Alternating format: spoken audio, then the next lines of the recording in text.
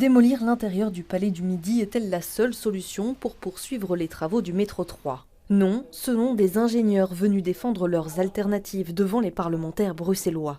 Tout l'enjeu est de réussir à creuser le tunnel où passera le futur métro dans un sol instable où la nappe phréatique menace de déborder. Parmi les propositions, le Dream Cutter. Nous, on a développé une machine avec des dimensions restreintes.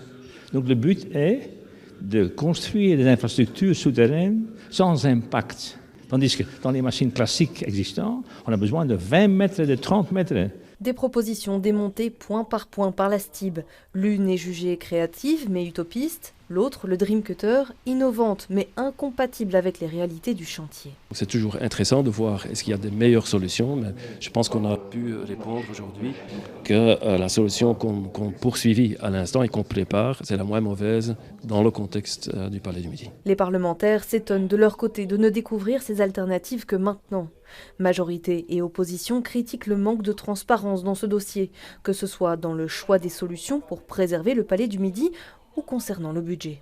On est face à un problème de gouvernance publique qui est indéniable.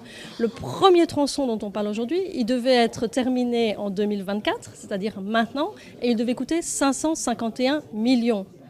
Le budget a plus que doublé et il est prévu maintenant, la STIB prévoit maintenant la fin en 2030-2031 avec la démolition du Palais du Midi, ce qui n'était pas du tout prévu. On voit que la décision du gouvernement de Elke van den Brand n'était pas la bonne solution. Il faut absolument avoir un groupe d'experts indépendants qui se positionnent sur les différentes alternatives et qui tranchent une fois pour toutes. Il faut la solution la moins impactante, la moins chère et la plus respectueuse de l'environnement. Le MR compte déposer un texte pour mettre en place un groupe d'experts indépendants, de quoi analyser les différentes alternatives à la démolition du Palais du Midi.